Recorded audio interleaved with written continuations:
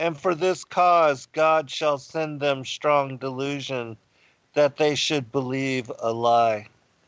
Welcome, friends. I'm your host, Zen Garcia. This is Secrets Revealed here on Truth Frequency Radio. I thank all of you for taking the time always to join us in fellowship and dialogue.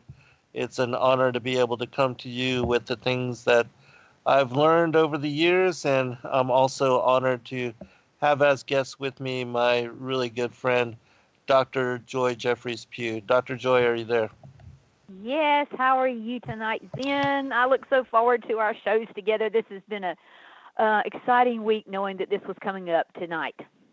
Yeah, it's always a blessing to be able to do shows with you, and we always have very interesting things to talk about, and I always receive a lot of response from the listening audience when we do gather together to share in discussion all the different topics that we do cover, especially when we speak about a serpent seed and the fallen angels and giants and things of that nature.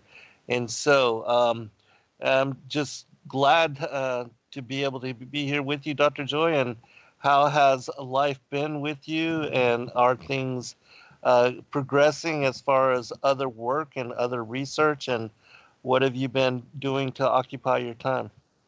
Well, I've been involved in a lot of different things, and I'm trying to finish up on a book, and it seems like every time I try to get 5 minutes, something else takes me away from it. But I've been trying to work on this new book, Special Parables of Joy, about the triumphs of the disabled. So I'm working on trying to get that finished up so that we can try to get that into publication, within the next couple of months, and Mm-hmm.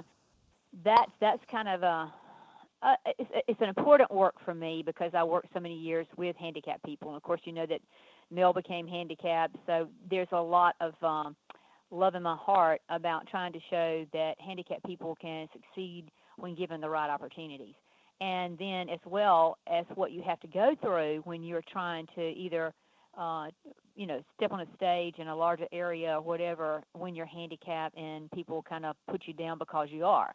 So there was a lot of fighting that went on as far as having to really fight against the system when I first started working with handicapped individuals back in the, I guess, early part of the 1980s. Uh, a lot of the people who had really spent most of the time either shut up in a closet if they were very old to being put in handicapped facilities and stuff, and dealing with mental retardation, and at that time that's what that was called, and then became different names that they used for it, but that's what it was when I was a director of a mental retardation center. It was very difficult to fight against the powers that be over trying to get services and what these people needed.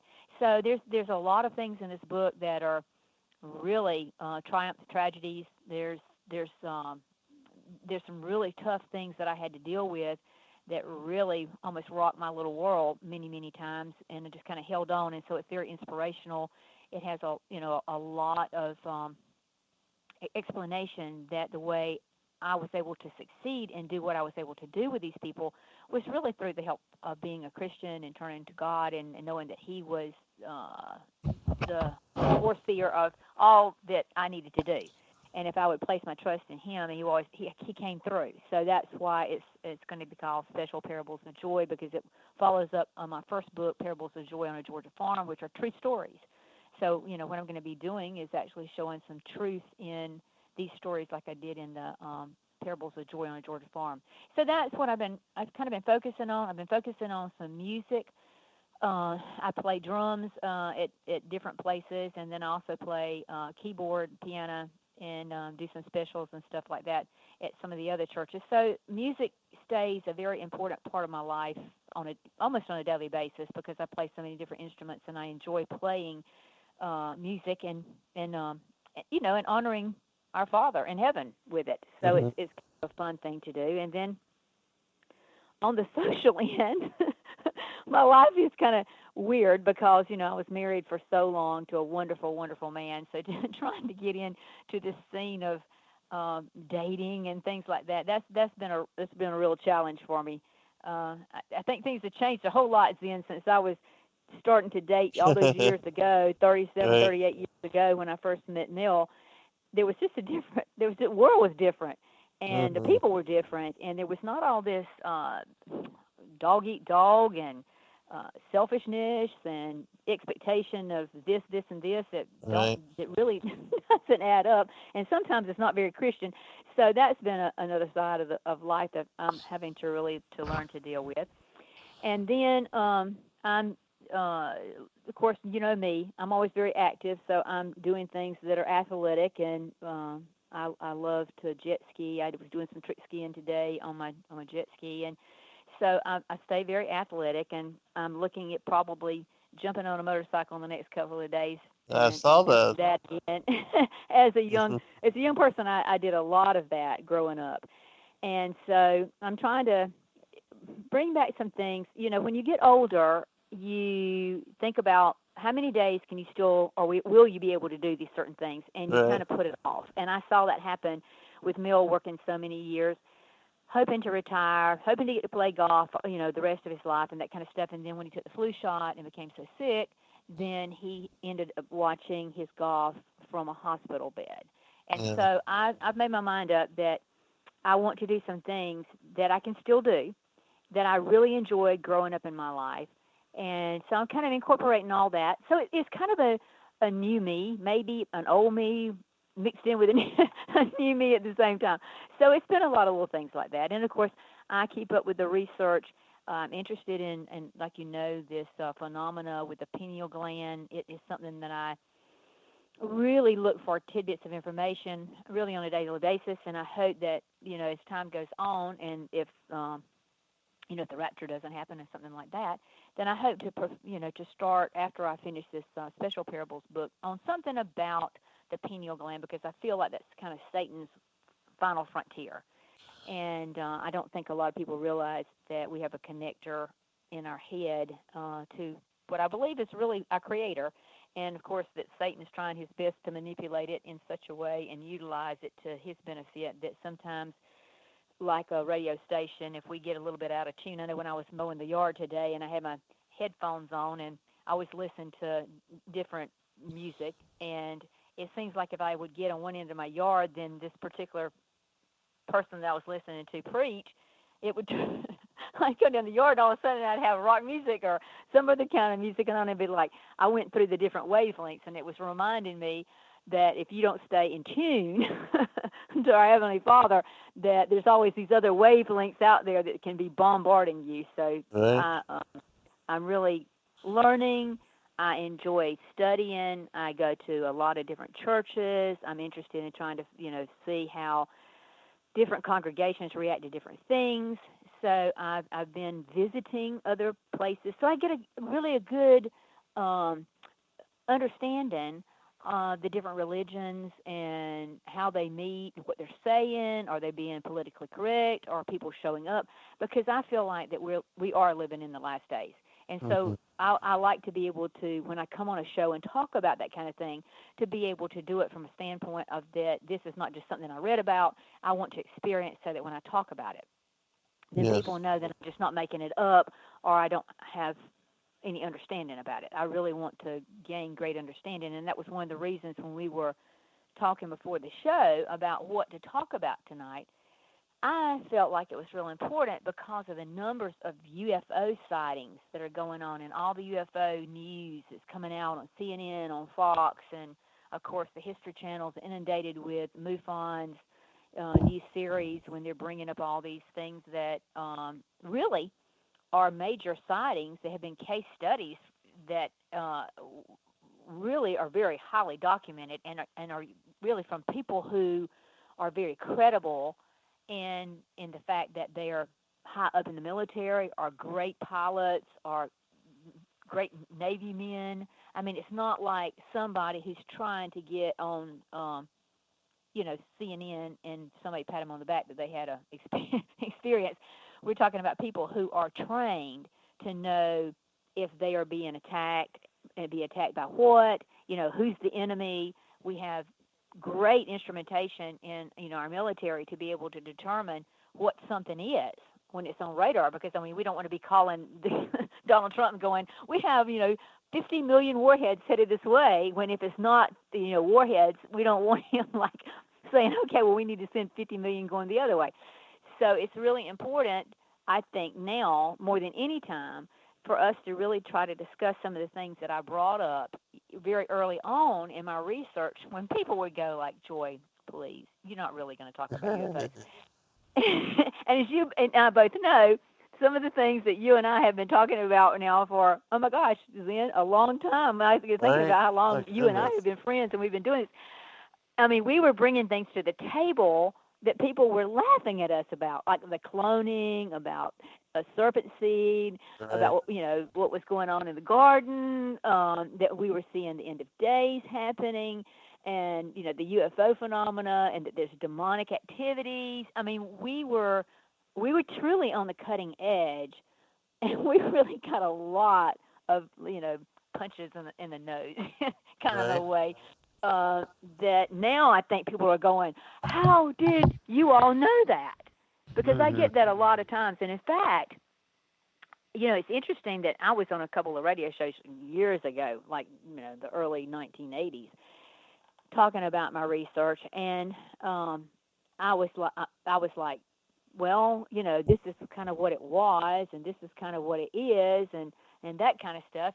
And then like, when I came out with my first books, and I was starting to say, like I think it was like 1999 when that Antichrist book came out, and I had, talking about the cloning, and I was talking about all these kind of things, and people were kind of like looking at me like, what, where is that coming from? So from the time that I really did my first book, which was like 1999, going into 2000.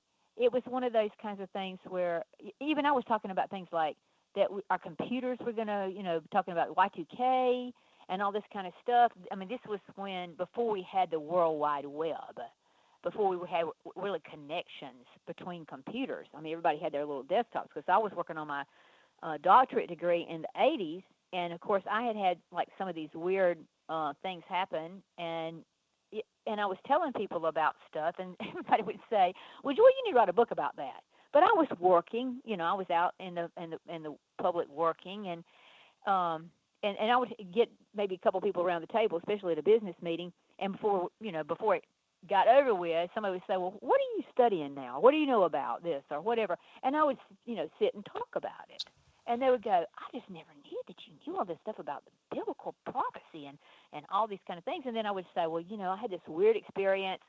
I saw these kind of things in the sky, and I've documented this, and I've kept up with all this and whatever."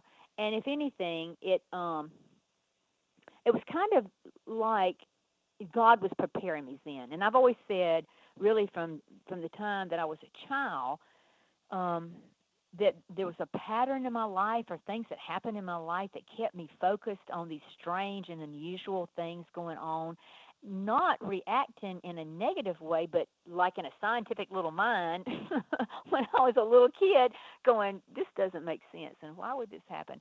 And, of course, I laughed many times, and I probably told this on your show before. My mother said that when I was born, that the first words coming out of my mouth was, why? And when I would be in the car with her going down the highway, I would be going, "Well, Mother, this is so and so and so and so," and she would say something, and I would go, "Well, why was that? Why was this?"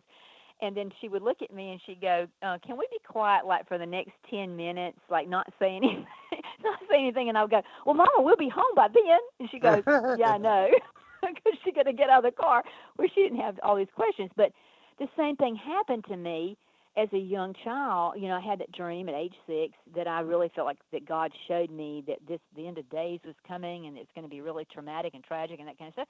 And so when I was in church, unfortunately, my Sunday school teachers, they would come out and go to my mother, my grandmother, "Where does Joy come up with this?"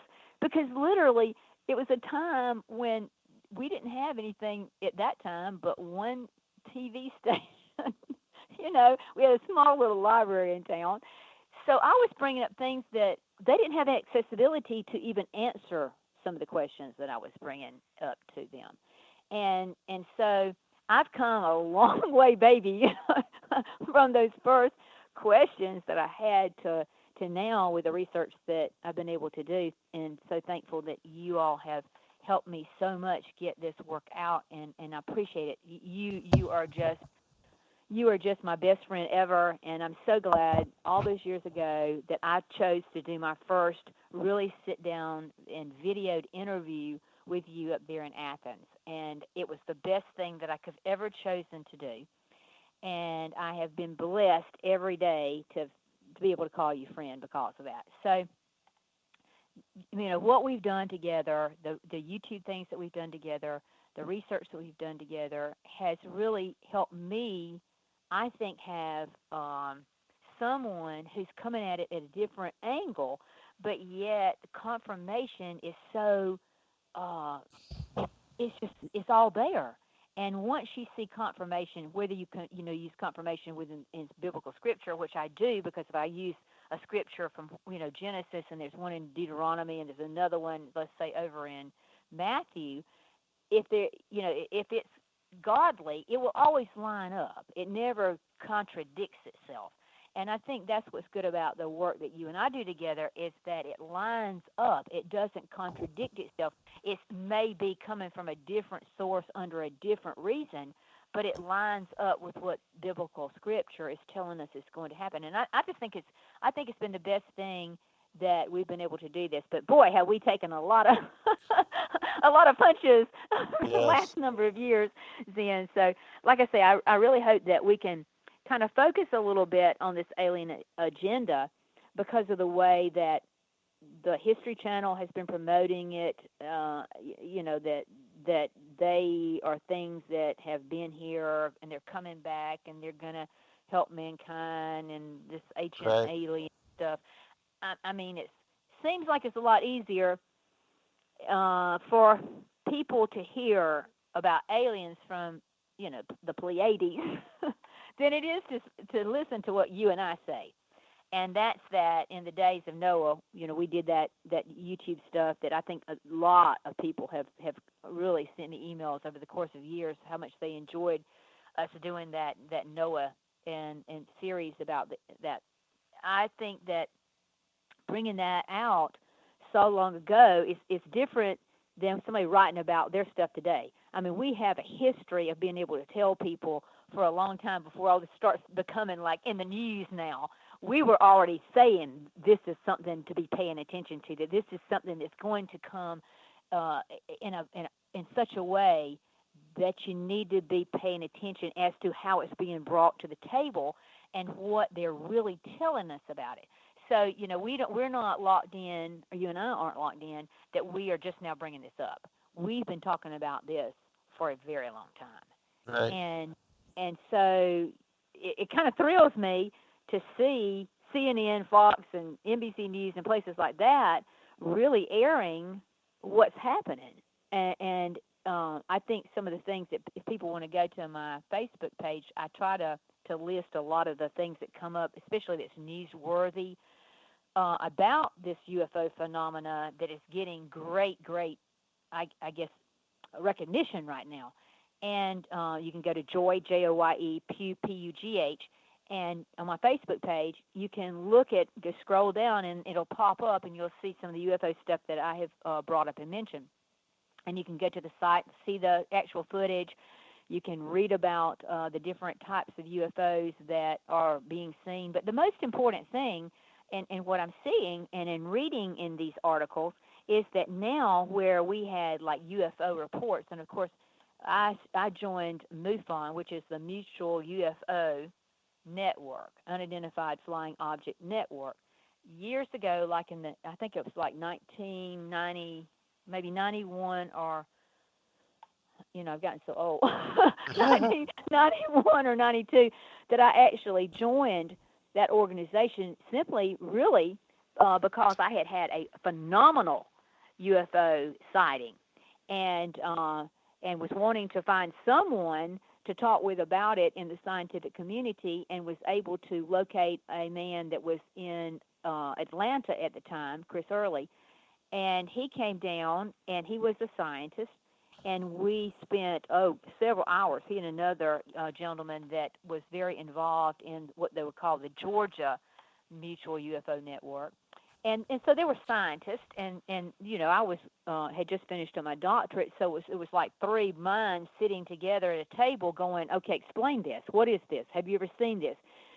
This is the things that I saw, and this is what happened, and we tried to just break it down in a scientific manner, and that's when Chris said, well, Joy, I really wish you would join the Mutual UFO Network.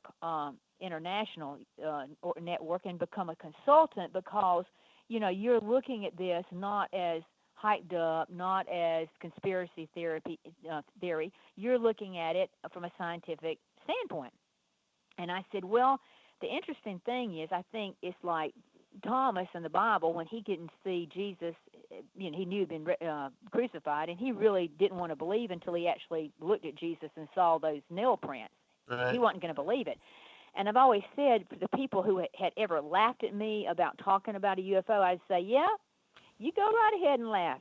And you see one, the first person you're going to be on the telephone to is Joy Pugh, because Right. you're going to want to go, help me get over what I just went through. And that has happened many times then, even on radio shows. I have been, you know, the guest in the past. And I have had literal, you know, situations where people just kind of made fun of what I was kind of saying. And I have had, even in the last week, I had a person come to my Facebook page on Messenger and literally go, Dr. Joy, this is so-and-so. I know you probably will not want to talk to me after being on my show. I'm talking about years ago, but I want to apologize to you.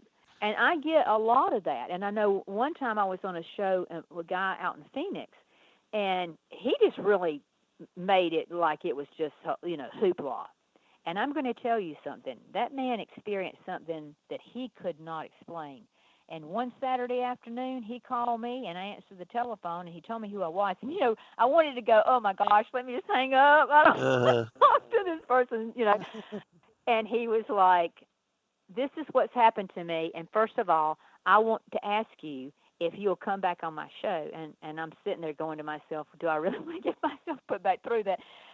And I always will, because I feel like God allowed me to know stuff, and I don't turn things down, even if I know I'm going to go up against an atheist, and I have done that before. So he you know, explained to me what had happened, and he says, I want you back on my show. He says, because I want to formally apologize to you on air. And he literally apologized to me, and it went on and on and on his radio show about, you know, not listening to somebody when they're coming at this not as a fluke, or not as a kook, and not as a scientist. You know, being trained to do research and to look for the facts. That's what my doctorate taught me, is to look for the facts. Don't play games. Look for the facts. Be able to see it and explain it. And that's one thing that I think that God gave me the ability to do, is to look at all disciplines out there and be able to pick out individual information from those disciplines and bring them together in one picture. And I think that God has given you that same capability, because we can look in different areas and not be focused on one thing. You know, a lot of people, when they study, even in a doctorate, they'll study a certain particular thing. Let's say, you know, bones, or you know, science and only the moon, or whatever. We can take what we know, and we can pull and look at the big picture and pull it together, regardless of what field of study or what discipline it is. And so I feel very blessed, because I have that discernment that I know that you do too. Mm-hmm. And so this makes, when we get together, I think, and I'm hoping that soon that you and I can get together and film again. And of course, I'm so thrilled about the convention that's going to be going on next March there in Atlanta, and all the great people that will be, you know, your guest, and we will, you know, be doing presentations there. And I know that probably more than anything, I want to do something on the pineal gland, and maybe on the Antichrist, and then also on the UFO phenomena, because I feel like those three things in my research are what most people just desire to know about, with the Antichrist and the Shroud of Turin and the pineal gland, and then, of course, the UFO phenomena. So I'm looking so forward to that. I'm so excited. I feel like that if anybody is listening, go ahead and make your plans, because I feel like you're going to have a really eye-opening convention where people like you and I, Zen, are going to be presenting, and we're doing it from our hearts. I mean, it's like when I first started doing this research, I was trying to find the answers for myself. At that Right. point in time, growing up, I wasn't interested. I mean, I didn't ever think I'd ever be writing a book, saying I was too busy focusing on my work that I was doing, that I went to Hold on, school. Dr. Joy. All right, we'll be right back, everyone. I just recently spoke to my friend Rob Skiba, and he was telling me about how he had gone to the big convention where all of the ancient aliens guys were speaking, and how a predominant theme there. And I knew this, but he saw how everybody was basically announcing and preparing the world for disclosure, and they are also pushing as fact that the extraterrestrials are the creators of humanity, and that Right. the reason we see or are not able to find that missing link, the whole, even though we know evolution is a complete lie, but still that's part of the deception, and they tie into the whole thing that the missing link connecting ape and man can't be found because That's it right. was the ancient aliens that basically bred in and also genetically experimented upon humanity to jump the gun on evolution and to bring us forward, as far as technology and capability and knowledge and insight and culture and civilization and all of these things. And so, definitely wanted to talk about that because, so many, Dr. Joy, are buying into and Oh, are yeah. believers in this phenomena, and especially with the History Channel, the Ancient Aliens series being the number one show in the world. Yes, yes, and it's watched by a lot of people, and that's, I'm like you. They're trying to show the connection that something happened evolutionary, because really, Darwin's theory is just falling apart because of the our ability to be able to map the human, genome and DNA and that kind of stuff. We are now seeing that those other animals like apes and whatever, there's not a connection to us. And when you talk about evolution and you talk about the cockroach, and you go back and you find a cockroach all the thousands of years ago, it still like a cockroach. In other words, it's not an evolutionary process that's really going on with any kind of existence of anything that's still here that was once back then. There's nothing showing that there was a change in their genetic structure to become something else or something else, something else. So really, they've taken that inability to keep Darwin alive, and they've planted this alien agenda to be why we went from animal to human. And, when I was talking about in chapter 27 of my book, Eden, the Knowledge of Good and Evil 666, I kind of went back and I wanted to show, even back then, that this phenomena had been going on, and there was a connection to how, what I would say, the esoteric world was already programming themselves to go along with this, which we see the History Channel actually continuing with. But I wrote that Albert Pike, who was the Grand Commander of the ancient and accepted Scottish Rite in Washington, D.C., he wrote a book called Morals and Dogma. And it, of course, is given to all the Masons around the world, and it's filled with these hermetic and occult sciences. But the thing is that Pike acknowledged in his lifetime that he believed in the existence really of angels, and he called them Anshafins, I think is how you pronounce that. But he was saying that these angels were placed among mankind to promote free will and freedom of choice. And so, in other words, he was feeling like there was already these beings here, but they were having, like we're saying, that History Channel is trying to say, that they were trying to manipulate or do or create something here and make it more, I guess, updated or whatever.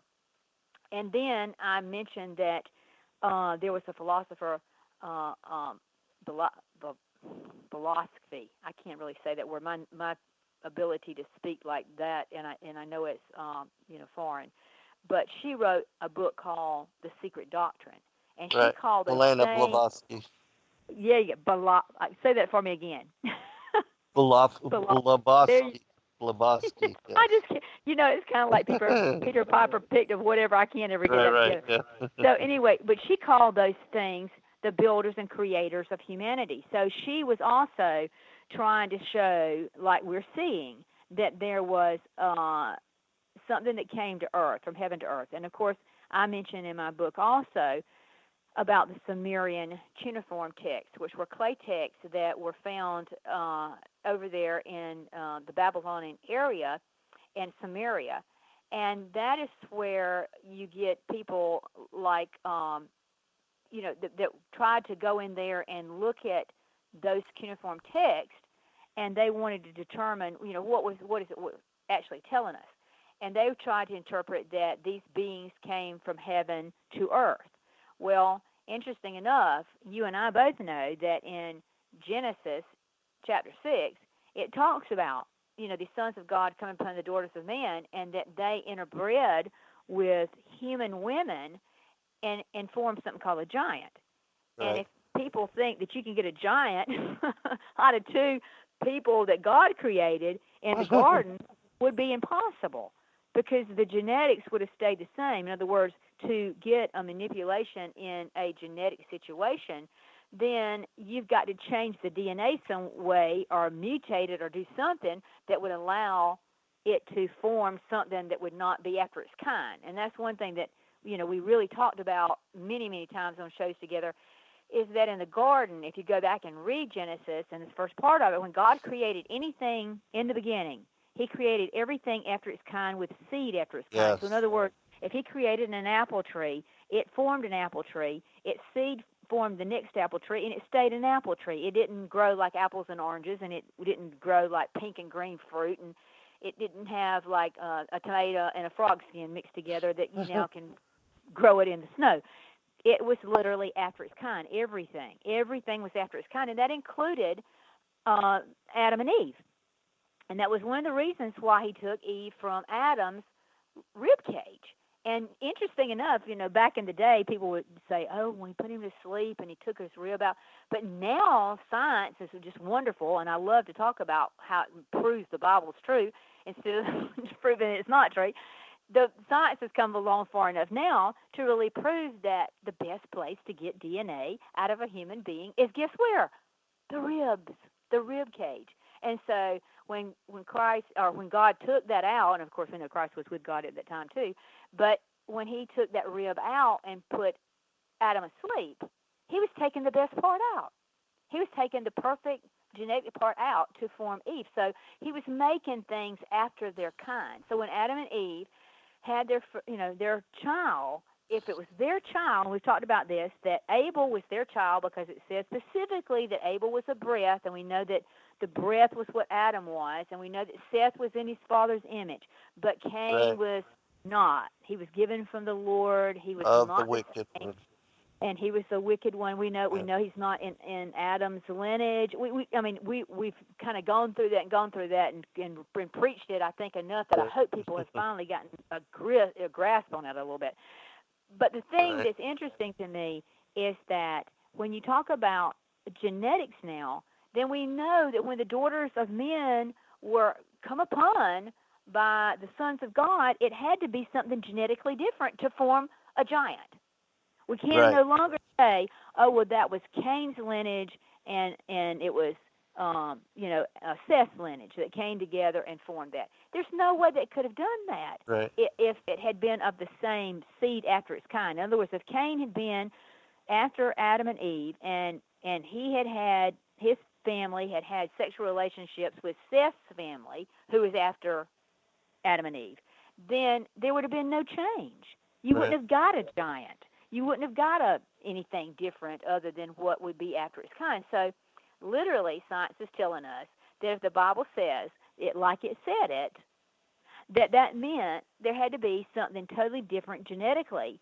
in the sons of God birth what was in the daughters of men to produce giants. Because up until that time, we're not told in the Bible there's anything about a giant, but we do understand that once those giants become on this earth, they became men of renown, meaning they were just huge, and then violence and destruction and whatever, ensued.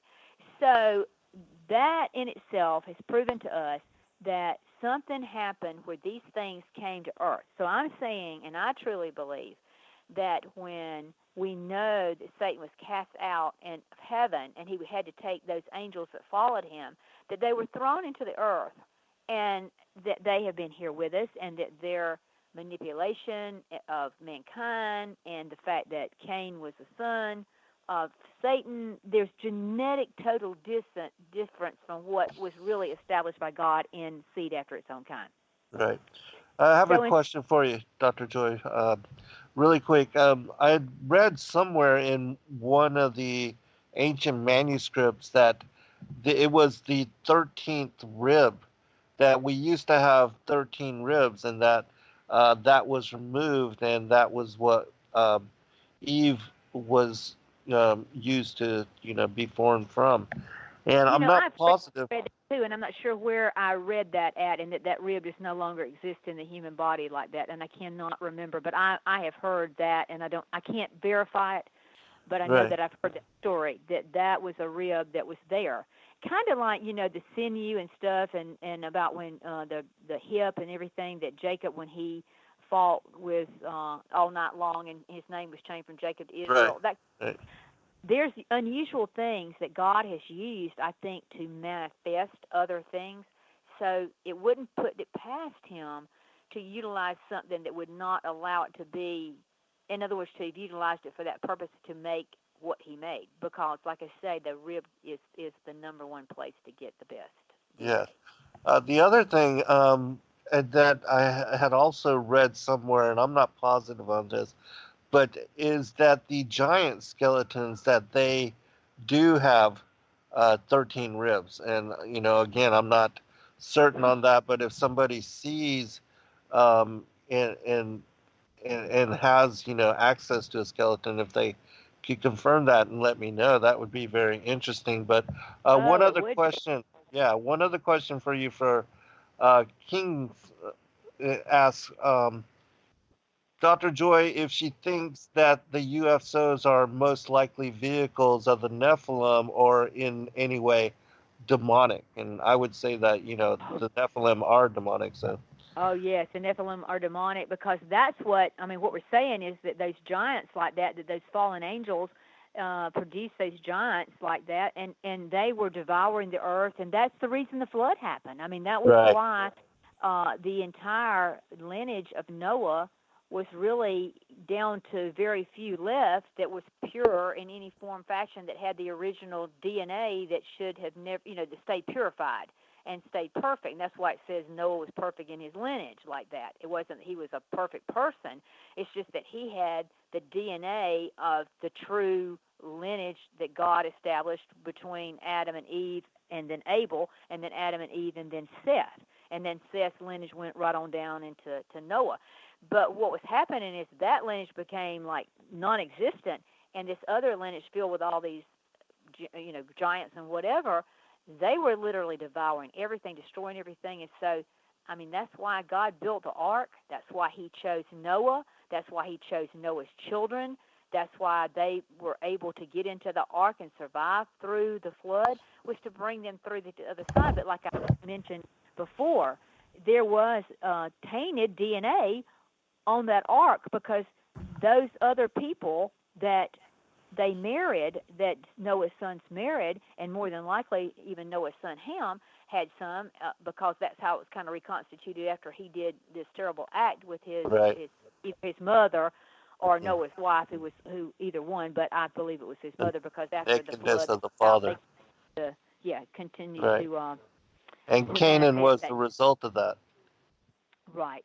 And so, in looking at that, we know after the flood, it tells us that, these giants were still here on the earth, and they were not as big maybe as the ones prior to, but we have Goliath, and we know that Goliath was huge, And then we also know, because of the digs that go on archaeologically around the world, that they found these huge skulls. I mean, they literally exist, and big bones and things like that. And they're a lot larger than any giant that we have ever seen. I mean, I know that there's things like we have genetic people who have genetic disorders, and they will become a giant, but they're only going to grow to a certain height, and there's only one or two. But there's still that DNA possibility of those things happening. And like I mentioned sometimes on my radio shows, the fact that those giants had 6 fingers on each hand and 6 toes on each hand. Genetically, I had a lady who used to work for me who had the 6 toes on each feet. So the mixing that occurred, there definitely has been some DNA mixing, and that's what's caused some of the problems that we see as far as mutations and that kind of thing. So, and if anything, it tells us that those things were really real, that science has proven that the archaeological record has proven that, and then the fact that the DNA had to be changed in some form or fashion for you to get a giant. So, in looking back at what I initially was saying, that Gnosticism, believed that these archons ruled, that they were spiritual beings, they were invisible, they were rumored to really kind of keep really humans in laws and bondages and turmoils. But as we know from the book of Job, even with Satan, they were never able to kill, but they could just torment. And we saw that, and we look at the Gospels, when Jesus came, when I guess the very first miracle kind of he did was that he cast out a demonic presence, and that these demons immediately wanted to make sure that they could run into the swine, and then, of course, when they ran into the swine, they went off and drowned themselves. So that tells us that when Jesus cast this stuff out, these demons talked to him, and he talked back to them. So they were like, "Hey, have you come before the time?" Right. So they were And they aware recognized who him he as was. the Son of God and their Exactly. tormentor. Yes. Yes. So, you look at the book of Job, where Satan was allowed to do what he did to Job. So that tells us that these beings could torment you. I mean, in the book of Job, Satan was literally allowed to bring about these whirlwinds. Those whirlwinds did kill the children of Job, and then they had pestilence, and they did all this kind of stuff, and then he broke out in boils, and then his friends turned against him. I mean, he just went through major turmoil, constant turmoil. But he was not allowed to be killed. That was the one thing that God would not allow Satan to do. So it's interesting to me that when you study Gnosticism, that they believed that these archons had the capability that we know Satan biblically is said to possess. And we also know that in the Gnostic records about these things that came to earth, these beings that came to earth, that we know there's architectural designs and actual statues over in those areas of Babylon, which show these men who had wings, like a wing on their back, and then they had like a scale one side. And of course, Zechariah Sitchin, when he did his Earth Chronicles, and he took the Sumerian clay cuneiform text and looked at those, he was saying that they were really the Anunnaki, and that meant, they came from heaven to earth. Well, it's interesting that the kind of things that they were teaching, the knowledge and whatever, is what really went on to build the Tower of Babel. Okay, well, now that was something that God had sent his angels to, to humans and said, okay, I'm going to give you this archaeological knowledge. We're going to give you these sacred harmonic geometry. We're going to do these sacred sciences with you. We're going to do alchemy. We're going to teach you that kind of stuff, and we're going to let you build the Tower of Babel. Well, if that had been what God sent his angels to do, then why would he, mix up the language and cause the tower to really crumble? Because the people couldn't speak to the same languages anymore. They couldn't work together because at that point in time, the language was one.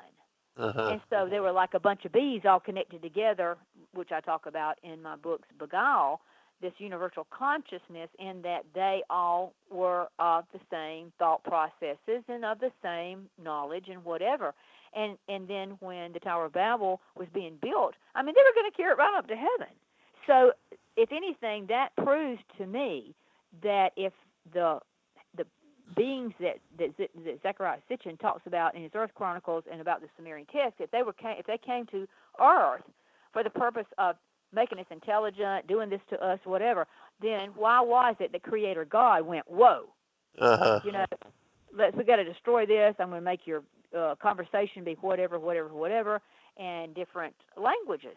If that had been the case, that they were good angels, then they wouldn't have done that. It's the same thing when you look at the angels that manifested themselves against the daughters of men. Right. If that was the case, we know that scripturally it says that really the angels were not meant to procreate. It's not that they couldn't, but they were not meant to because they were considered immortal already. Immortal, yes.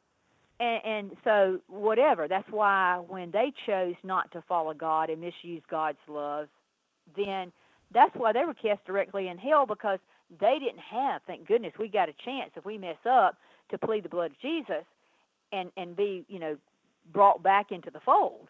Where Yes. if you're in a immortal state like they were, they already knew the Father. They were around him. They saw him. And when they chose to go against him, it was said and done. I mean, those beings know that they are forever going to be judged and tortured forever. I mean, there's no other way Condemnation. around it. They have no choice.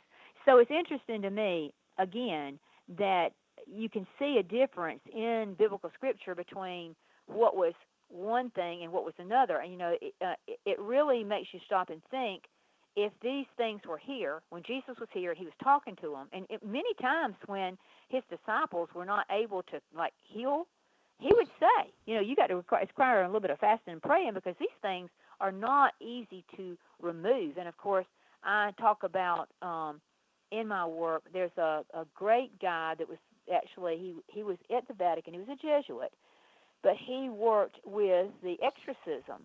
And he wrote a book, Hostage to the Devil, Malachi Martin. And he Uh-huh.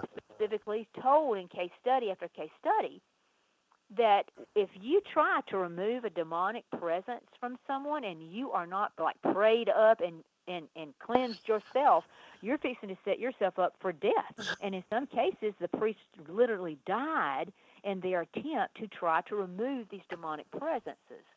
And then, of course, we know, if the high priest went into the Holy of Holies and he wasn't clean going in there, that's why they put the little rope around his leg, because if he went in there, he was going into the pureness of God.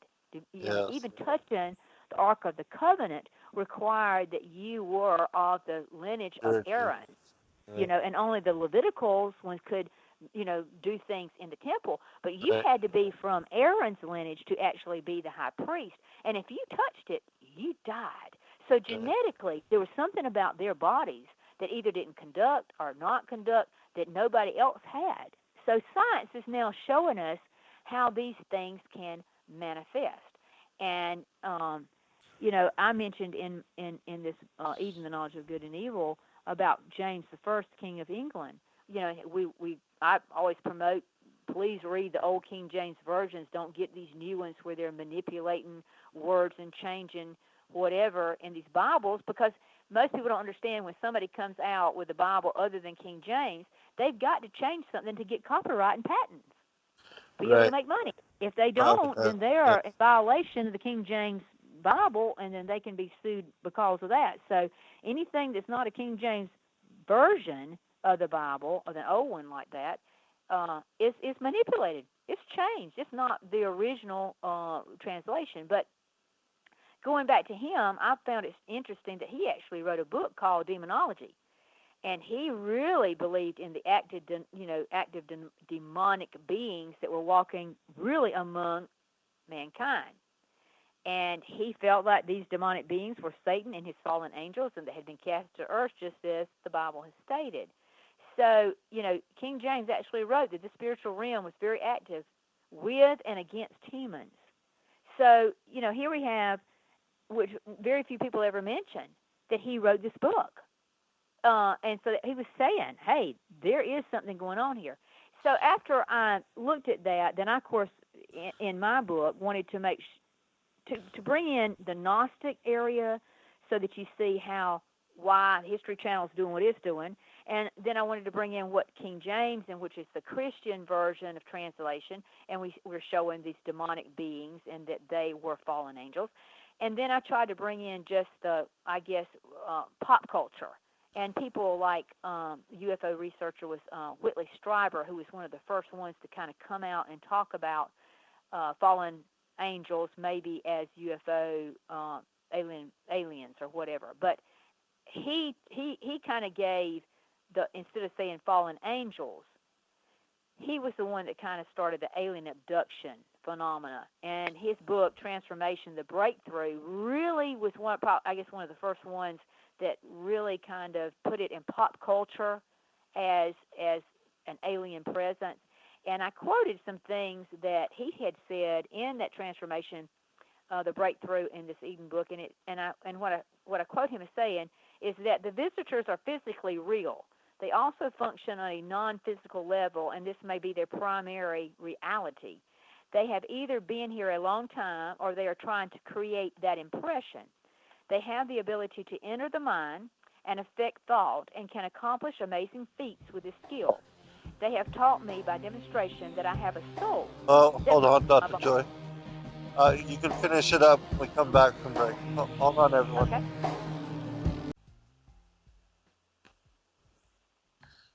All right, welcome back, everybody, for second hour. I am your host, Zen Garcia. This is Secrets Revealed here on Truth Frequency Radio. I have as guests with me this evening my good friend, Dr. Joy Jeffries Pugh. Dr. Joy, you were reading a passage from your book before we hit the break, and so if you would, can you start again? And Yes, I'll pick up where I'll just, if somebody just start came over. on. I'm actually reading the UFO researcher Whitley Strieber's comments in his really great book that he made a lot of money off of. It was a bestseller called Transformation: The Breakthrough, and he was talking about what he was finding out from his research into alien abductions. He said, they have taught me that by demonstration that I have a soul separate from my body. My own observations, while detached from my body, suggest that the soul is some form of conscious energy, possibly electromagnetic in nature. They can affect the soul, even draw it out of the body with technology that may possibly involve the use of high-intensity magnetic fields. They used few words to communicate with me. Their primary method was a sort of theatrical demonstrations, richly endowed with symbolic meaning. When I challenged my own fear of them, they responded by taking me on a journey deep into my unconscious terrors.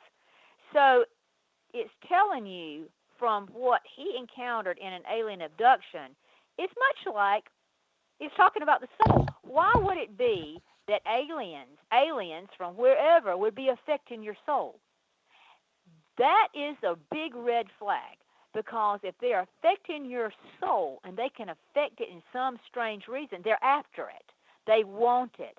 And what was it that Satan fell from heaven? He was not wanting to do what God said, so he gets punished. What is he after? What is the one thing that Satan wants from every human being? He wants your soul. All right. He cares nothing about your money. He cares nothing about your love life. He cares nothing about your children. He don't care nothing about your drug use. He wants whatever will mess you up because fire right with him. Because that's where he's going.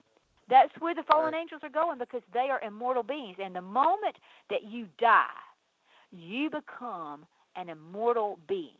And that's why I've tried to show in my research that through the law of thermodynamics, anything that's made, once it's made, when that sperm hits that egg, there's no such thing as, okay, well, how many weeks out is this person before the person's, a person? The moment that egg and sperm touch each other, there is an electromagnetic pulse that happens, and immediately that cell starts dividing. At that moment, at that spark of energy, is the day that you're born and that you are you. Right. So there is no such thing as, well, we can terminate a pregnancy because it's only a week or 2 months or 5 months or whatever down the road, because it's only a mass of whatever. I am telling you that energy, once it's born, it never dies. Right. When you get old and you pass on and you're dying, Your soul that looks identical to you, studying all this case studies of near-death experiences, having understood what it is to be outside of the body, you look just like you look in your shell. In other words, you will see let's say an accident. If you're in an accident, you will be above your body and you will be looking down at it and you'll know that's you. But at the same time, you can look at your hands. You'll have your same head, thought processes, and everything. You are still you.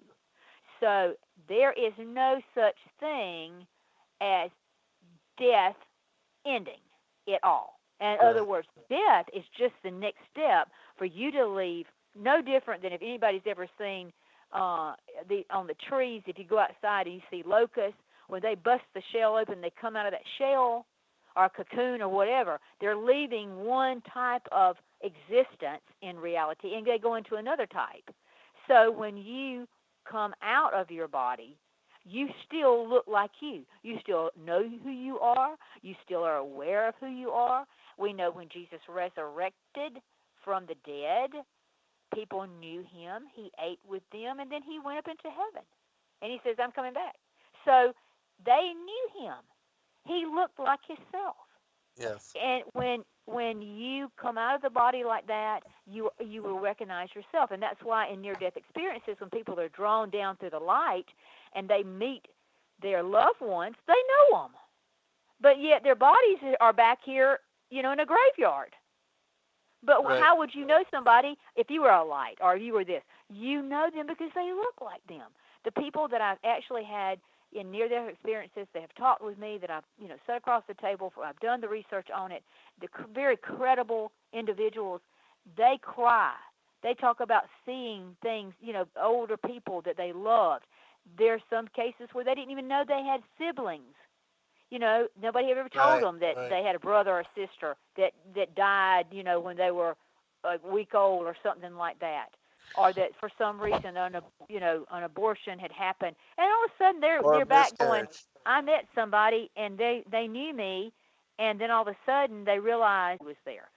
What was that movie? Do you remember the movie of the young child that he was a preacher's son, and he had passed away, had a near-death experience, and when he came back, he revealed to them about he had a sister, and the parents were blown away because they didn't know it. He didn't know about the miscarriage and about how they had lost a daughter previously, and so that was confirming witness for them as to the authenticity of his story. Yes, and I've seen several. Years ago, TBN had a special on people who had near-death experiences, and it was actually, I think, funded at that time, if I'm not mistaken, that there was a doctor who was an atheist, and he totally didn't believe in all that stuff, and a child had died on the table and was gone for, unrealistic minutes, like 30, 45 minutes, and we know that the body can't really sustain and live after a certain time because of the shutdown of oxygen. But when the child came back, the child, began saying that he'd been to heaven and he'd seen this and he'd seen that, and the doctor was like, no, I don't believe that or whatever. And the kid said, well, if you don't believe me, there's a red tennis shoe on top of the hospital building. Oh, yeah. And he says, what? He said, yeah, there's a red tennis shoe on top of the building. And so the doctor knew that, nobody had been on top of that building, whatever. So he sent the maintenance men on top of the building. What was up there? A red tennis shoe. How did a red tennis shoe get on top of it? How did that boy see that? There's no way that could have been set up or fixed with him just coming out and saying that. So if anything, it proves to us that we exist after death. Right. So if and people think it's lights out, that if anybody thinks it's listening to us, it's lights out, it's not. It's not lights out. Once energy is formed, it's always made. You cannot destroy it. That's the law of thermodynamics. But now, let me tell you this. When you have a body that's made out of all these individual cells that flake off of you every day, and it's all over the world, the dust particles, whatever, every one of those little skin cells, we can take it and we can hollow out a woman's egg and pop it in there, and we can electrify it, give it that same little electrification like you do when the sperm hits the egg, and it starts dividing. Well, it becomes a whole you. So you just think about the numbers of skin cells all over the world. It's a holographic you. In other words, there's a you in every one of those skin cells. So when people think, oh, well, it's lights out. If I go to hell, I'll burn up one time. I'm going to tell you that you are going to burn forever. Because once you burn, you can be brought back and burned again. Mm-hmm. And you can burn, and you're brought back and be burned again. It's kind of like the bush in the wilderness that was burning, the burning bush, but yet it was not consuming the bush. Right. So if people get to thinking, well, I can live my life, I don't have to worry about what I do, I don't have to answer anybody, da da da da da, I'm an atheist and I don't care and whatever, be sure that whatever you're believing, that you're not fooling yourself, because I'm telling you, science has already proven that you are energy, you are electromagnetic, and once you were created, when their daddy's sperm hit your mama's egg, you were you right then. Then you were you, I was me. There was nothing else but life at that point, and you were put in this earth as an existence from that energy coming together. So I think that alone establishes that there is something very magnificent about this. But the thing about it is, it's easier to say these aliens are going to come back and these aliens are going to look after us and these aliens have done all these wonderful things than to say, you really need to pay attention to what you're doing. Your soul is your most important asset. You need to take care of it, because who's after it? Satan. Right. He wants it to spend eternity in hell. So when you look at the UFO phenomena and you see that there's all this similarity, and Stryber has just said it, and this is pop culture, but he's saying this.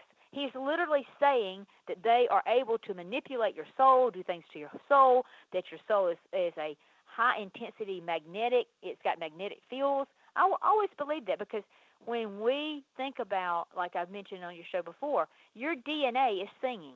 Everybody has a different Yes. DNA, just like everybody is like a snowflake. There's never a same snowflake in the world.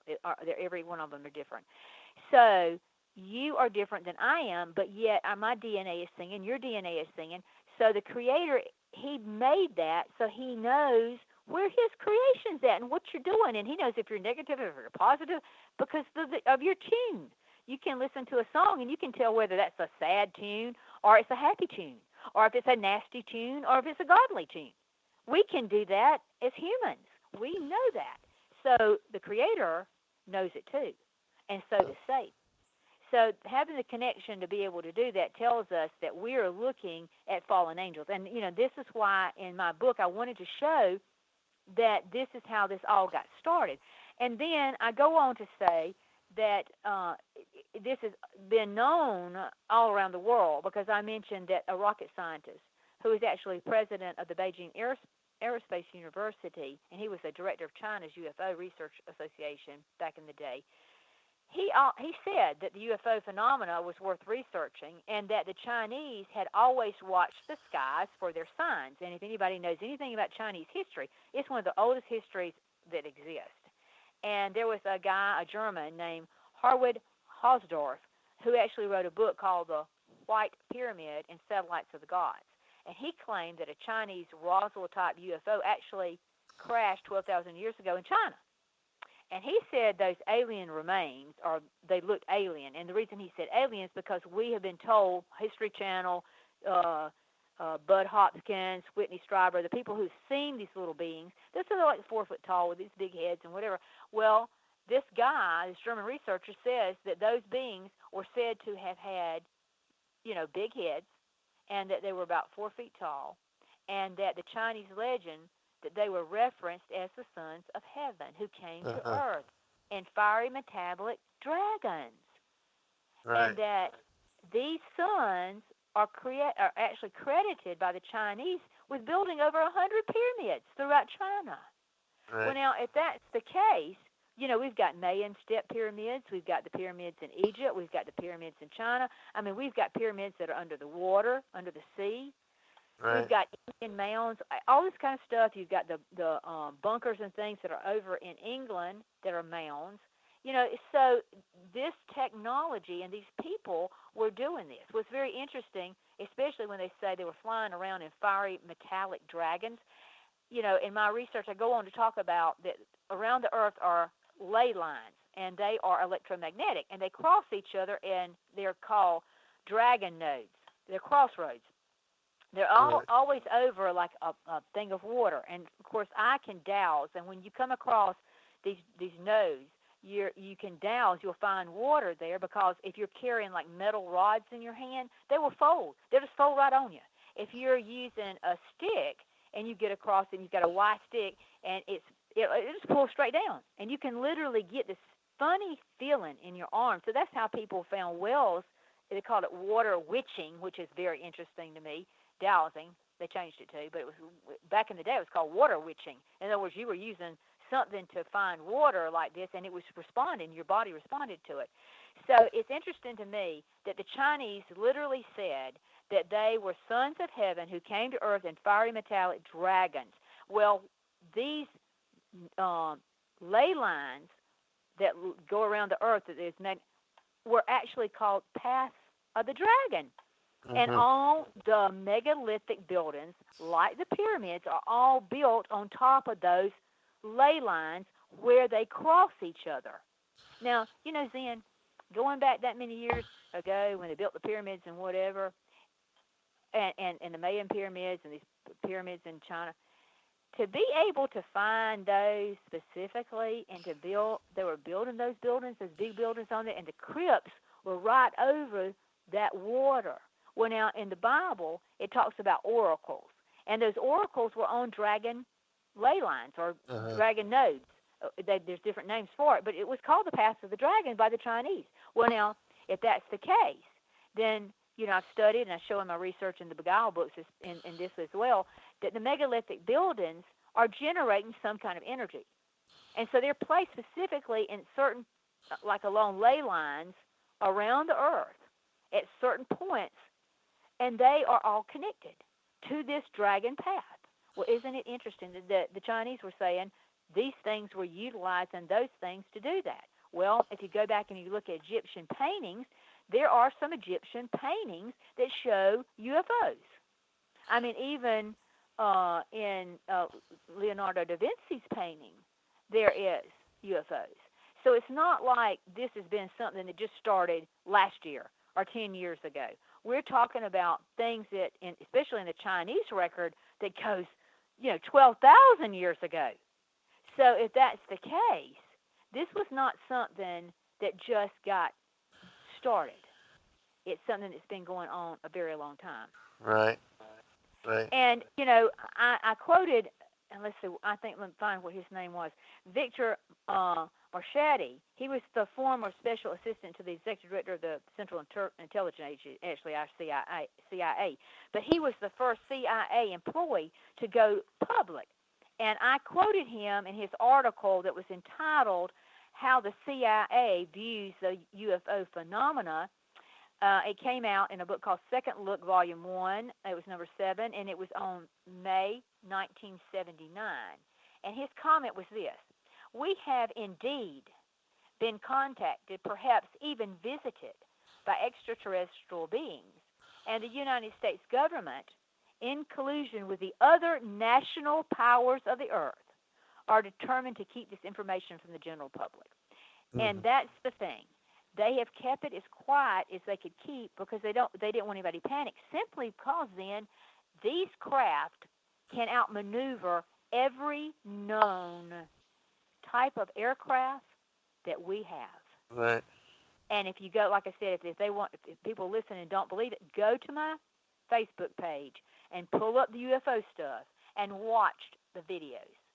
These craft move at such phenomenal capability that the G-force upon a human body cannot survive in that. Right. Right. And they are very intellectually being utilized to do something that our pilots cannot even describe. And now we're seeing them on a daily basis, according to these last reports. They're not Yeah. like every now and then. Can you mention, as far as the move on, how many sightings and the kind of increase that you were Well, when seeing I through when I that. first did this book, I was talking about there might be, sightings every couple of months. You might see these kind of sightings, and now we're, in the United States, that these are sightings that are reported. In other words, it requires somebody contacting somebody in the Mutual UFO Network, going, "I've had a sighting," just from common people out there. Now, what I'm talking about, not the military, but common people like you and I, who say, "Oh my gosh, I saw something," and they try to get a hold of somebody to report it. Well, in the United States, on a monthly basis, we're running almost 400 and 450 a month. And that's common people Wow. that are seeing UFOs, and and how many don't report it? Now, I had a sighting Right. a couple of weeks ago at 11 o'clock at night, and I haven't filed that report because I've gone back to do some scientific evaluation of the area in which I saw what I think landed, and either it had to be one of two things. It had to be a helicopter who did not have a red and green starboard side and port light as it should have had, with three lights that were lit up almost the size of big paper plates. And it was out of course, this was at night, and it was coming across the trees very low toward, and at first I thought it was a star on the horizon, like you see, like the planets when they start rising these days are huge, and that's interesting to me. They're a Uh-huh. lot larger than they used to be. But it kept coming and kept coming and kept coming as I was going down this little interstate, and as it got closer and closer and closer, and I was running parallel as it was coming toward the north, and I was running toward the east on the highway, it got to a certain level right above the trees, and then it slowly landed into this field. And so it was away from where any place I could go at that point in time. So I went back in a couple of days to see if I could find a landing site. And it was Uh-huh. out in the field, and the only thing that was there were peanuts and corn, and there was a corral that had some cattle, but could not find. In fact, we found a couple of places that had some spots that were not the foliage. The peanuts had not grown. Whether that had anything to do with that, I don't know, but definitely was spots there. So I am evaluating that because I want to go back within the next couple of days and to see and visualize it again at night. And the reason I do this is because I want a scientific understanding of it. I don't want it to be that somebody's got, some kind of lights and it looks like that. One time I thought I had seen something and was going to church, and I couldn't hardly wait till I got there because I played music at the church, so I had to go on. I was running late. But it looked like a craft had landed, and so after church I made a beeline to the car and headed down these dirt roads to where I could figure out where this thing would have been, and came upon a windmill, and it was a brand new windmill. It was hitting the sun rising that morning, and just the right thing. And I've never ever seen that reflect like that again. It was just that I was there, perfect timing. So I'm not one to overreact and do stuff, but what I'm trying to say is, and just me investigating this before I submit a report, I want to make sure what I saw, so that when I turn it in and it becomes a case file, that I've got everything sure in my mind about where, what, and what it could have been. In my own mind, it could have been a helicopter. It could have been somebody running drugs, and they landed in the field out there. But I find it very, very strange at how low it was and how it landed, and why would it land in the field unless it was involved in drugs. But the fact that it did not have the red or green port side. On a typical helicopter, there was no sound like a helicopter. Even if you're in a car and you hear a helicopter, Right. you'll hear Right. noise. And for it to have been at the distance it was from me, if it was a helicopter, I think I should have heard some noise within the Uh-huh. vehicle.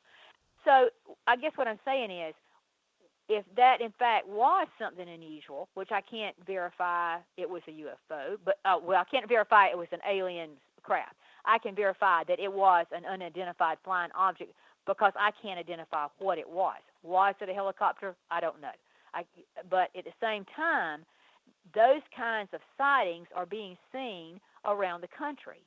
And the Mutual UFO Network tries to get people like you and I who have seen stuff, to submit it. If you've got pictures, if you've got whatever, and write it up and give it. Because these case studies, let's just say when I turn mine in, that they see that there was also a sighting below, let's say, Valdosta on into Florida, and that it was running a certain path.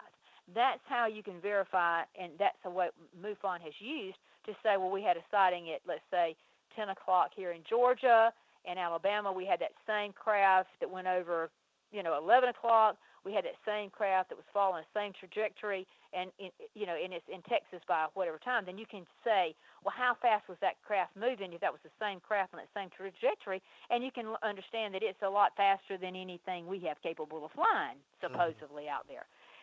So yes, I guess what I'm trying to say is, even with common people reporting, and not everybody's going to report. I mean, there were other people on the highway with me that night. They had to have seen what I saw. Would anybody else report it? If there was 10 people, 20 people, who knows? Nobody else may report it. So this is just saying that we've got this many that people chose to report because they felt like it was so significant that they couldn't figure out exactly what it was. Right. And then on top of that, you've got the military saying now and coming out that they are having these sightings every day. So that doesn't count the ones that are by just the common person. So there's no telling how many are really occurring that our government is keeping in wraps, other than now coming out because these guys that are seeing this stuff are going, wait, I'm in an aircraft and I'm one of the best trained pilots there is to fight in a military battle against the Russians and Chinese and whatever have the same type of craft. And if we can't keep up with this, we can't defend ourselves against it. And that's what they're saying. I'm out there as a trained pilot. I had the best equipment known to mankind, according to what the United States is telling me that I'm sitting in, and yet I can't control what's happening around me. We'll be right back for final segment, everyone. And the angel said, rightly you asked, when God caused the flood over the earth and destroyed all flesh, 409,000 giants, and the water rose over the heights 15 cubits. The water entered paradise and killed every flower, but it removed the sprig of the vine completely and brought it outside. In this text, it makes mention, as we spoke of, that 409,000 giants were killed in the flood of Noah's day, and that it was because of the giants and the interdiction of the angels, the fallen angels, into the affairs of humanity, that the judgment was brought upon the world in order to slaughter the giants and to reestablish harmony to the earth so that Noah and his family would not have to contend with and against them. We see in the book of Enoch that after death, because they had no part in salvation, that they were made the dark entities, the evil spirits. And that's right. They had to walk the earth and as a demonic being because their soul, because they were separated from God. They weren't of a God creation. They didn't have anywhere to go. So they were left here walking around, and that's what was absolutely here still with us right now. Right. Yes. And one other thing that I wanted to make mention, and then I'll get you to comment, is that Barry Seamus, he was a writer that had to leave Israel because of the opposition against him for some of the things that he wrote.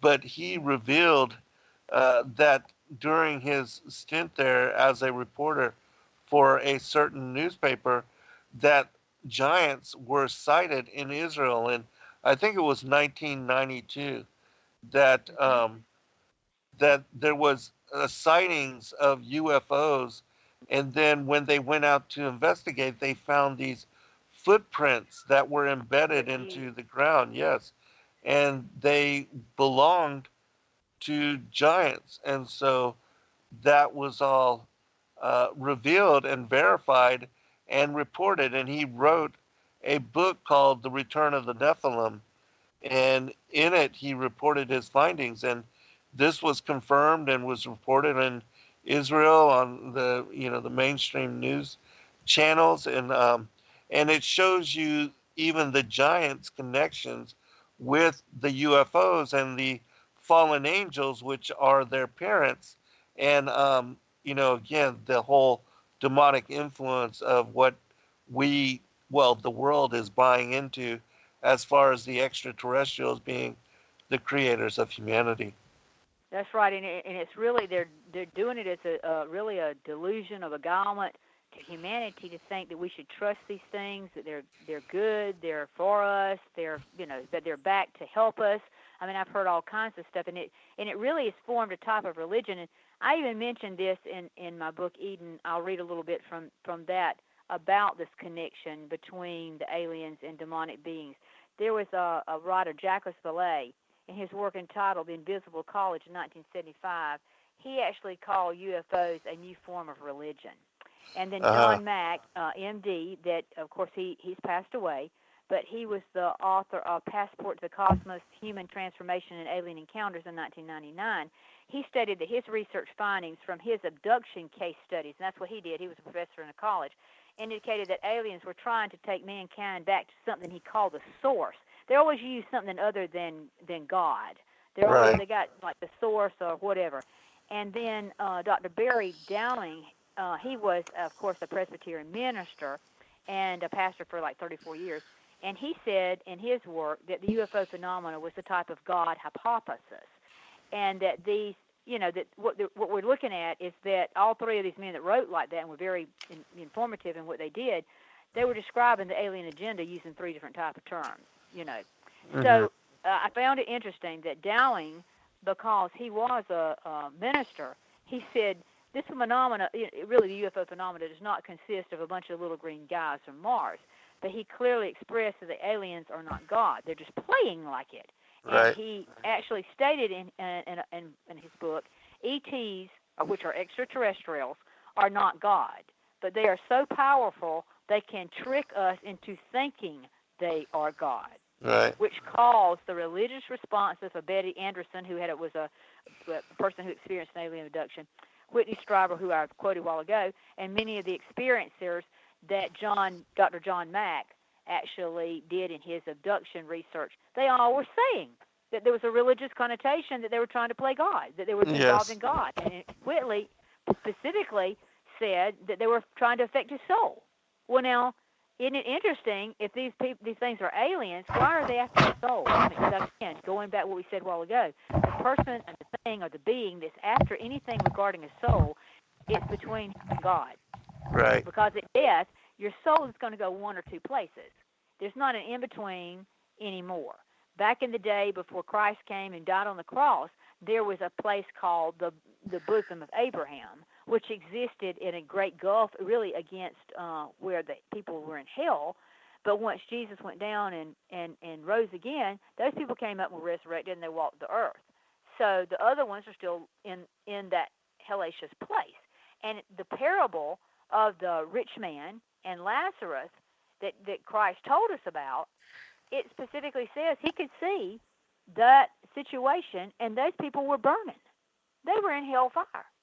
Right. So if that was the case, that means that when you die, if you're not a saved person, you're going to go to hell, and you're going to be burning, literally. It's not going to be like fun and games, because that parable says that was happening then, right then. And then if you were a good person, we know the Bible says that the thief on the cross said, if you remember me when you come into your kingdom, and he said, this day you will be with me in paradise. So he didn't have to go to Abraham's bosom. He went right unto paradise because those people were brought out of Abraham's bosom. So really the only two places now that a soul can go at death is either to hell or either to heaven. And the resurrection time, when you come back and you're judged, and you come back, or either if you're in the rapture and you come back at the second coming, you will meet your body in the air. In other words, it will come back together. So like I say, holographically, you are everywhere. Some people say, well, Joel, what if you get burned up? Well, okay, we're cremated. You still got ashes. If you are swallowed by a whale and you're eaten by a whale, you still got cells. There's no way to keep you from not having something here on this earth. Right. And let me say, if somebody can take a rib out and make something else, and somebody can speak and form this world, speak. All you got to do is speak and bring you back together, speak and bring you back together again. So it's not like it's impossible. The Bible's telling us this, and science is catching up with it. Science is actually starting to prove stuff when we can take, a picture of something and make it a 3D thing on a copier. I mean, like, really? There's all kinds of stuff that mankind can do, and you think, we're talking about God here. We're not talking about mankind, but mankind can already be pretty good at what we come up with, and we can, make and do and whatever and connect us all together and be able to be in real time and that kind of stuff.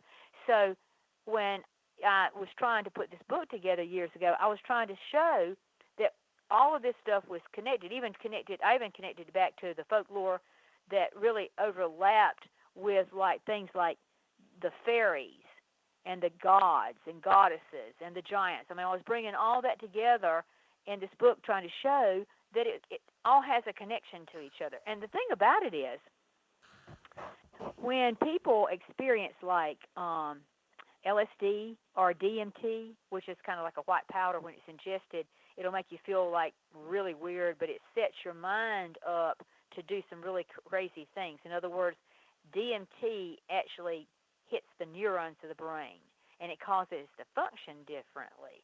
So it's like switching channels on television. You got the same television, but in entirely different channels. And it'll be like a radio picking up different stations like I was talking before, but it's kind of the same concept. So parts of your brain are being stimulated, which overrides certain other things. And if that's the case, looking back at the ancient oracle sites, if you talk about the witch of Endor, she was able to conjure up Samuel for King Saul. The Bible doesn't say that was not real. It was very real. So it just tells you not to participate in that because it's not a god. So it literally is telling you that these things do come forward. Well, the witch of Endor, when she spoke, she didn't speak like herself. If you know anything about mediums, and when they draw up energy into them, they have a whole different voice. It's a possession of the body. And my work that I do on the pineal gland says that once you open that up and you change these channels like I'm talking about, and these, there's certain drugs that can do that, and I will always believe that we take too many drugs in this world.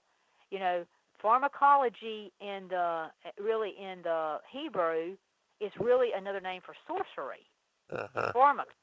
So, if we can take and change the mind and how it reacts, you can reprogram yourself to where you're opening yourself up to receive a different transmission, a different entity, a different, connection to. That really concerns me. And of course, I went on to mention, the fairies that existed over, especially in France and Britain, and that it seemed like that anyone that got into a meditative state, like even with the DMT or something like that, that they always came upon these same little beings. Even Hitler, when he did remote viewing in a little place that he called Camelot, when all these people would get together, they actually were talking to what they said were these little short beings with big heads. Well, the DMT people see it, the LSD people see it. I've spoke with people who did marijuana that saw these little beings. Well, it's just interesting that all these little beings keep showing up everywhere, and they're always negative.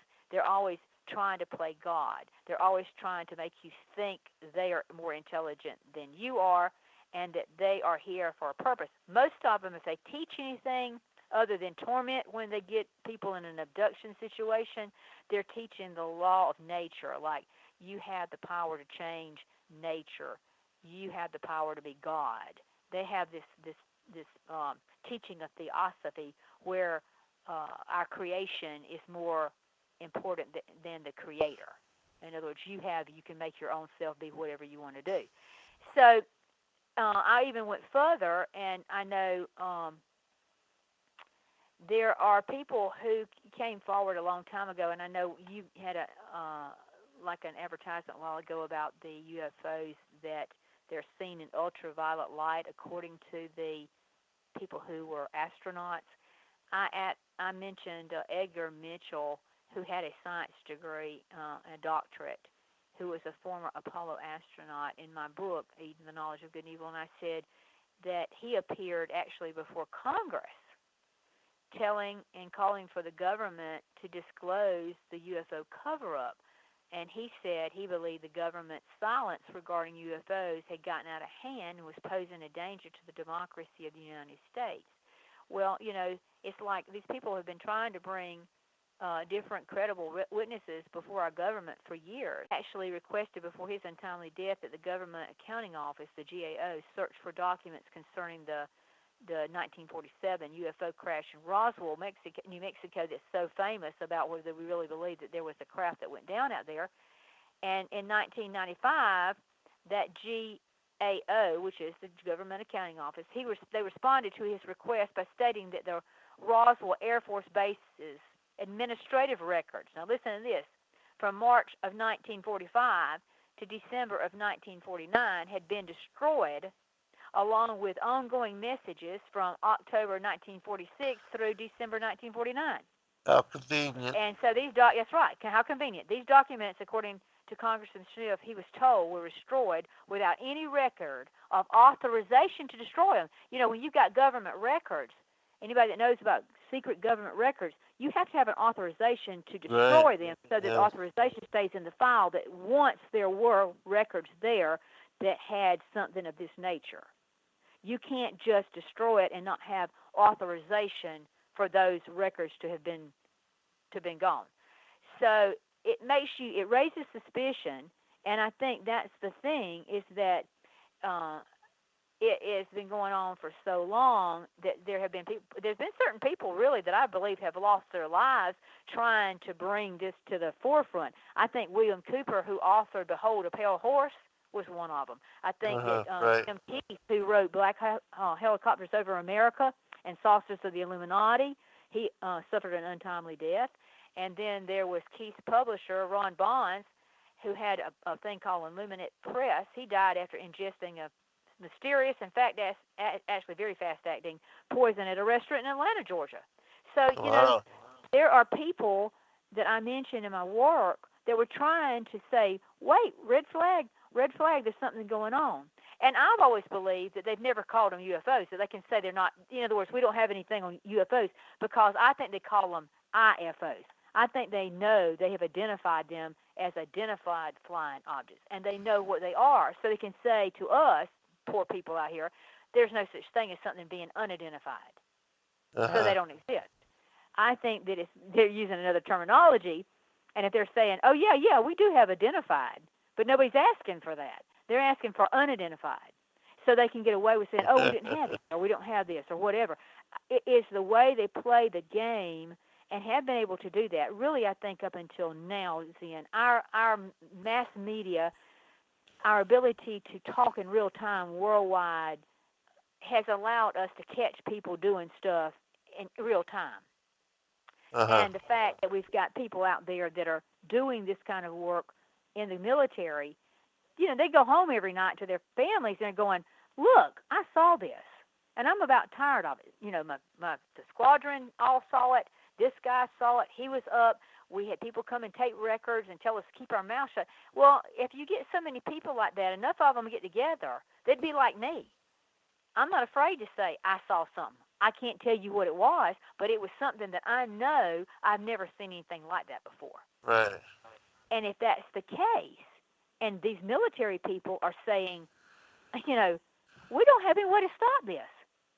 Well, now, if I'm driving the best F-16 or F-18 or whatever they got out there, the best now, the stealth bomber or whatever, and I encounter something like this, and I think I'm a great pilot and I'm the best of the best, and I see something doing that would be very upsetting to me for somebody to say, keep your mouth shut. Because I'm thinking, if I can't defend my little family back there at house with what I've got, I'm driving up here in this sky, then I'm going to say something, because it's not right to keep it in disclosure. In hidden and not disclose it. Right. So I think that's what's happening now, and I feel like we've run out of time almost, and we haven't even scratched the surface of this, because there's so many things that I think the fairy folklore, the demons, the incubus, the succubus, the devils. Now they call them aliens. It's just been another word through the course Right. of history. They just changed the words to accommodate the panic, if that makes sense, to keep it Yes. quiet. Because Right. it's been too much of it. And I think I can only say that when I read Ann Druffel's work, she did a book called How to Defend Yourself Against Alien Abduction, and she was spot on, because I had really said that I always believed that when you cast out a demon, or you do it in God's name. Every Yes. time, if you're doing that, and even Malachi Martin, who had case study after case study of being able to do exorcisms, you have to do it in his name, in Jesus' name. Well, it's interesting that those people who were having abduction experiences, if they cried out the name of Jesus, their abduction experience stopped, Hmm. never to return. If it That did tells you return and something. they did it again, that's right. So if it was not a demonic presence and it was some alien from out there in the Pleiades that's come back to save you, then why is he tormenting you? Why is he taking semen? Why is he taking eggs? Why is he taking skin? Why is he traumatizing you? It's the same thing as me saying earlier. If the good angels came, like Zechariah Sitchin said, from heaven to earth, according to those clay tablets, and they taught us to build these megalithic structures like the Tower of Babel, then why did Creator God stop that if they were good? Right. He New stopped World it Order. because they were not good. That's Yes, right. and that was the New World Order, the attempt to Exactly. unite the world in global domination. That's right. And it says, you know, that's going to happen again at the end of days. And what are we seeing? We Yes. can talk to everybody tonight in real time. I don't care if it's 2 o'clock in New Zealand, and I don't care if it's 9 o'clock in Beijing.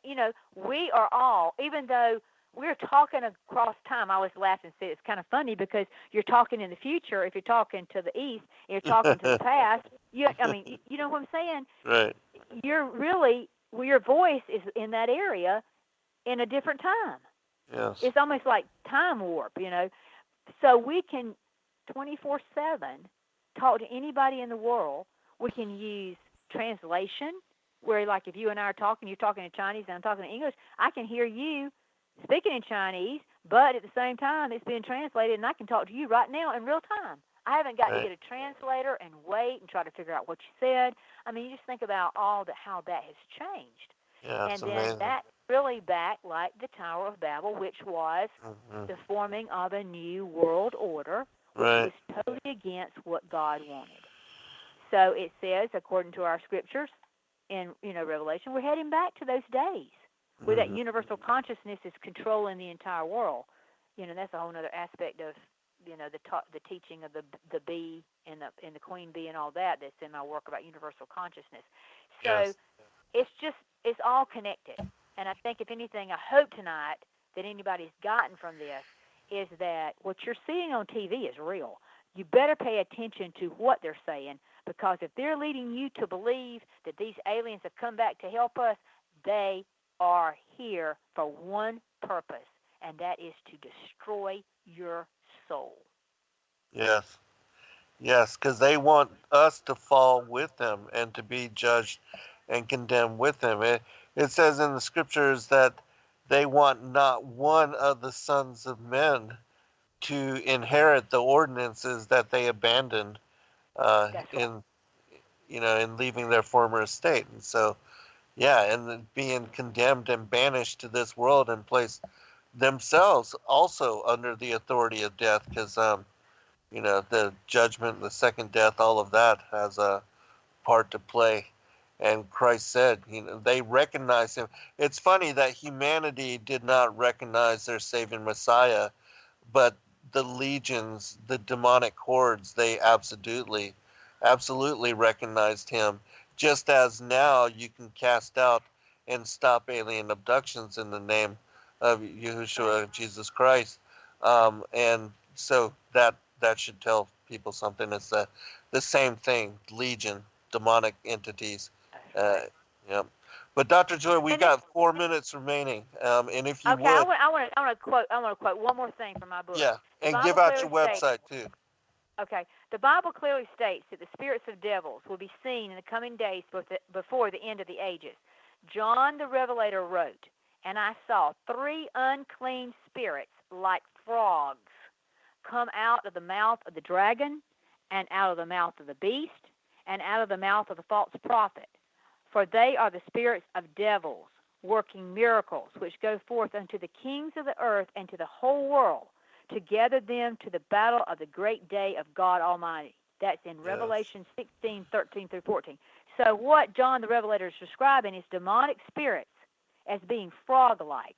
And if you hear any reports and descriptions of aliens and fairy folk and whatever like that, they'll always say they have skin that looks like a frog. Uh-huh.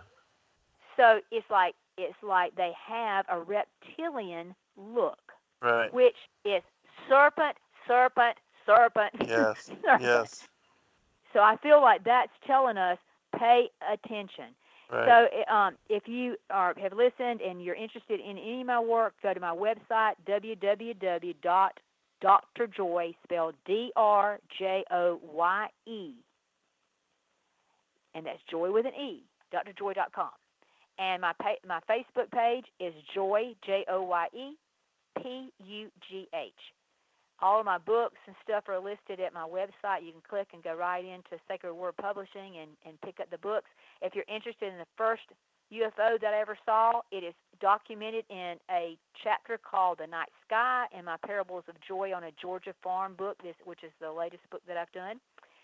And if you're interested in knowing more about the fallen angels and the alien agenda, then my books, Eden, the Knowledge of Good and Evil 666, Volume 1 and 2, which was redone in 2018, updated, available. And then Beguiled, Eden to Armageddon, is in a 3-volume series, and they also mention the UFO phenomena and the alien agenda. So my work is about that. And if you've got a question you'd like to ask me, if you didn't get to ask it tonight, you can go to my website, and there is a submission form. And if you're interested in me doing a speaking engagement or being on a radio show, or if you've got a question, you can submit that to me, and then I'll get back to you as soon as I can with an answer. Also, the conference that will be held next March, you can go to sacredwordrevealed.com. Good night, Dr. Joy. Good night, everyone. Be blessed. Thanks, Zen. Love you. Love you too. Good night, all. Shalom.